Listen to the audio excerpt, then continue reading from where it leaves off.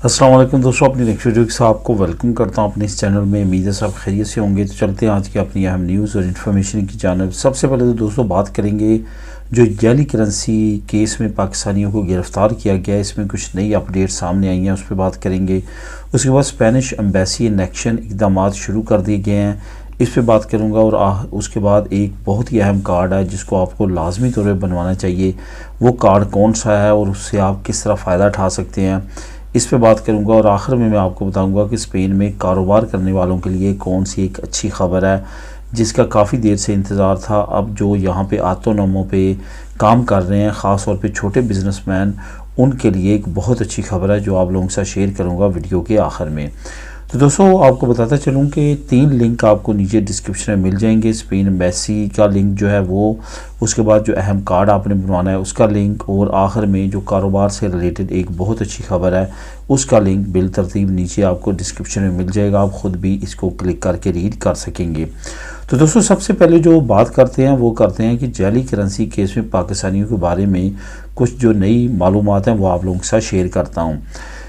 जैसा कि ये खबर सामने आई, उसके बाद तमाम सोशल मीडिया पे काफ़ी ज़्यादा दोस्तों ने वीडियो बनाई और काफ़ी चीज़ें उसमें वो सामने लेके आए, लेकिन कुछ नई अपडेट्स हैं जो कि कुछ इसके बरक्स जो है वो आईना दिखाती हैं और वो बताती हैं कि कुछ ऐसा नहीं है जैसा कि हमने बढ़ा चढ़ा के सोशल मीडिया पे शेयर किया है। पाकिस्तानियों को किसी जगह पे भी ये मेंशन नहीं किया गया कि ये करेंसी खुद बनाते थे, बल्कि इनको डिस्ट्रीब्यूटर के तौर पे देखा गया है कि ये डिस्ट्रीब्यूट कर रहे थे आगे मुख्तलिफ ममालिक में। और ख़ास तौर पे उन्होंने बार्सिलोना अपना मरकज़ बनाया हुआ था, ये जो 14 पाकिस्तानी थे। उसके बाद कहीं भी ये जिक्र नहीं है कि ये जो करेंसी है वो स्पेन में यानी कि बार्सिलोना में बनाई जाती थी, बल्कि ये इटली में बनाई जाती थी। जो नापोलिस का एरिया है इटली का, जो कि बहुत बड़ा गैंग माफिया एरिया, वहाँ पे बहुत बड़े बड़े माफियाज हैं, वहाँ पे बनाई जाती थी। और बहुत ज़्यादा उम्मीद है कि ये इटालियन जो गैंग माफिया उनके ज़रिए ये बनाई जाती थी। यहाँ पे ये भी मेंशन चलूँ कि ये तमाम इन्फॉर्मेशन यूरोपोल पुलिस जो है उन्होंने जारी किया, जिसको यूरो इंटरपोल पुलिस भी बोला जाता है। उनकी तरफ से ये तमाम इन्फॉर्मेशन जो है वो लीक हुई। जो बड़ी कार्रवाई की गई हैं वो की गई हैं एयरपोर्ट पे और ट्रेन स्टेशन पे, यानी कि सांस स्टेशन पे और अल-परात का जो एयरपोर्ट है वहाँ पे ख़ास तौर पे ये कार्रवाई करके लोगों को पकड़ा गया। असल में 2023 से पुलिस जो है इस तमाम चीज़ों के पीछे थी, जो कि यहाँ की स्पेन की लोकल पुलिस थी, जिनको काफ़ी बड़ी तादाद में नोट मिल रहे थे जो कि फ़ेक थे।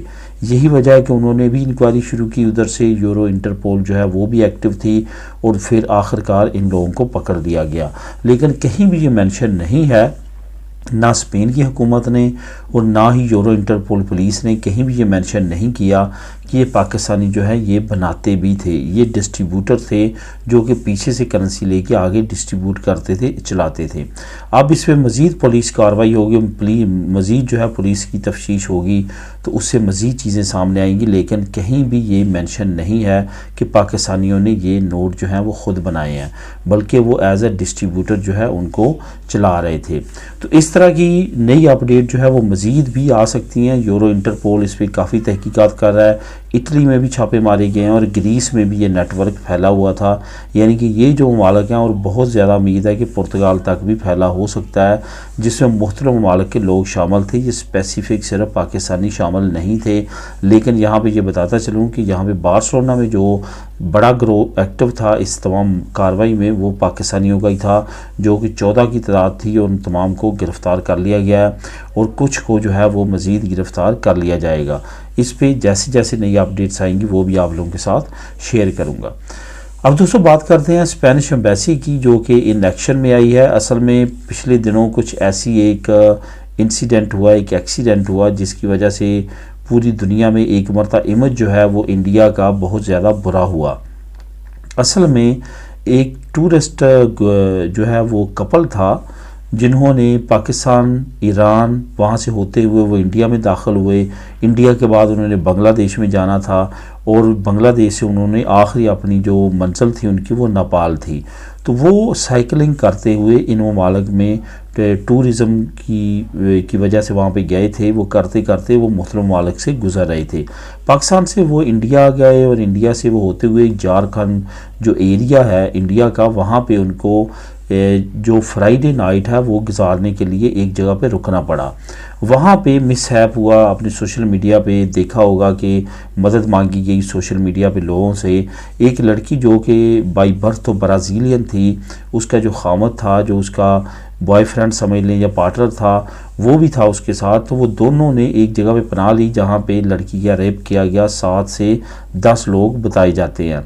तो वहाँ पे काफ़ी ज़्यादा सिचुएशन जो है बुरी रही। उस लड़की की मेडिकल भी हुआ और सारा कुछ हुआ। तो काफ़ी दिनों से सोशल मीडिया पे 2-3 दिन से ये ख़बर गर्म थी, जिसके बाद जो है ये नहीं पता चल सका था कि वो किस मुल्क की जो है वो रहायशी है। इस वक्त ब्राज़ीलियन तो वो थी।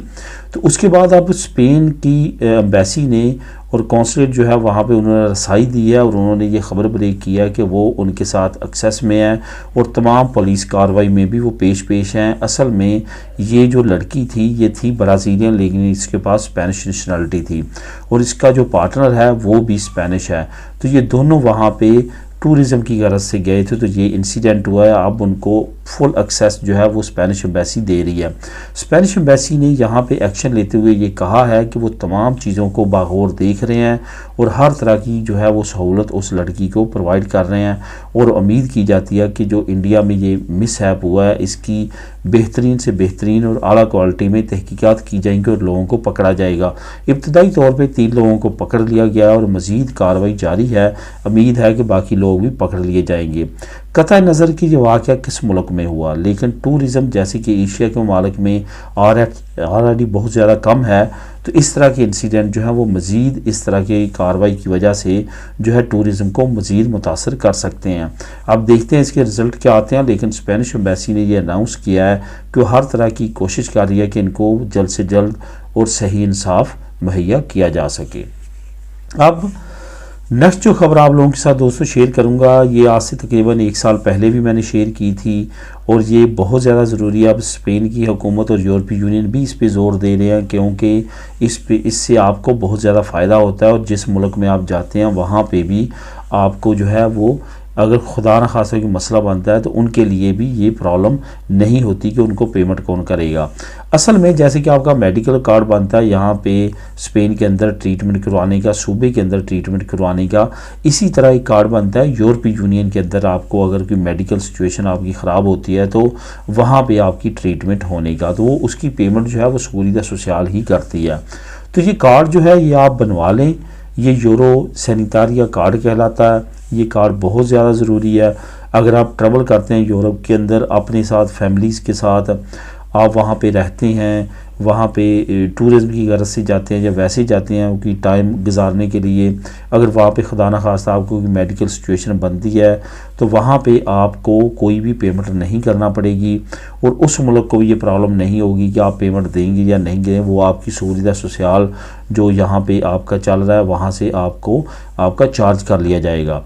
तो इस कार्ड को आपने अप्लाई किस तरह करना है, जिस तरह आपने अपना फर्स्ट मेडिकल कार्ड यहाँ पे अप्लाई किया था, आप seguridad social इंस के दफ्तर गए थे, वहाँ से उन्होंने आपको पेपर दिया था जो कि आपका टैक्स नंबर था। उस टैक्स नंबर पे फिर आपने अप्लाई किया था।